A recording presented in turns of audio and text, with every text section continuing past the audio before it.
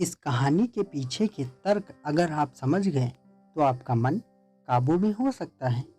पहली बार जब इस कहानी को मैंने पढ़ा तो मुझे इसका तर्क समझ नहीं आया, लेकिन इसका भाव प्रेरणादायी है। एक बार महात्मा बुद्ध किसी नगर से गुजर रहे थे। बुद्ध की नज़र एक कपड़े के व्यापारी पर पड़ी जो दुखी और हताश दिखाई दे रहा था।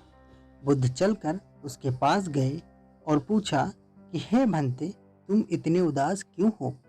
अगर तुम मुझे अपनी चिंता का विषय बताओ तो मैं तुम्हारी कुछ मदद कर सकता हूँ।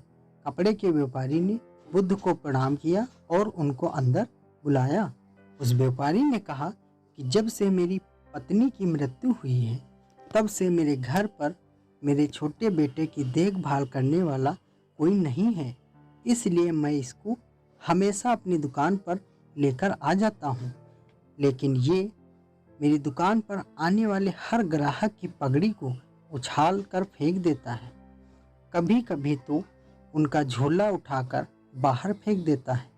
मैंने इसको बहुत समझाया, डांटा, लेकिन यह नहीं समझा। इसकी इस हरकतों की वजह से मेरे सारे ग्राहक खुद को अपमानित मानकर वापस चले जाते हैं। बुद्ध बोले, मैं तुम्हारी सहायता कर सकता हूँ, पर तुम मुझे वचन दो कि मैं जो भी करूँगा तुम उसमें दखलंदाजी नहीं करोगे, न ही कोई प्रश्न करोगे। व्यापारी बुद्ध को वचन देता है। अगले दिन बुद्ध एक पगड़ी पहनकर आए और ग्राहक की भांति आकर बैठ गए। व्यापारी का बेटा आया और बुद्ध की पगड़ी को उछाल दिया। महात्मा बुद्ध मुस्कुराए और कहा, बहुत अच्छा, जाओ उस पगड़ी को वापस लेकर आओ। और बच्चा दौड़ कर गया और पगड़ी लाकर बुद्ध को दे दी। अगले दिन बुद्ध एक कुल्हाड़ी और एक लकड़ी लेकर आए। उस लड़के ने फिर से उनकी पगड़ी को उछाल दिया। बुद्ध ने उस लड़के को एक कुल्हाड़ी और लकड़ी दे दी और कहा, जाओ इस लकड़ी को काटो। व्यापारी को थोड़ा सा डर लग रहा था, कहीं उसके लड़के को चोट नहीं आ जाए, लेकिन उसको अपना वचन याद था। 7 दिन तक महात्मा बुद्ध कोई ना कोई नया काम लेकर आते और उस लड़के से करवाते।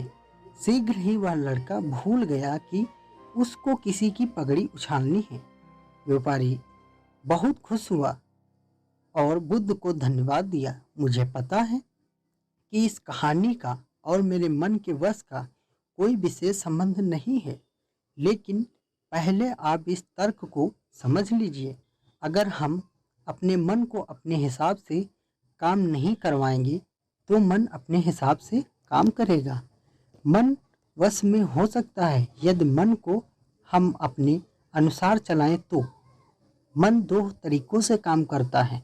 एक तो मन अपने हिसाब से काम कर सकता है, दूसरा मन को हम अपने हिसाब से काम करवा सकते हैं। बुद्ध के मिलने से पहले उस लड़के का मन और दिमाग अपने हिसाब अनियंत्रित रूप से कार्य कर रहा था, लेकिन बुद्ध ने उस लड़के को अपने अनुसार काम करवाया, जिससे उसकी आदत बदल गई।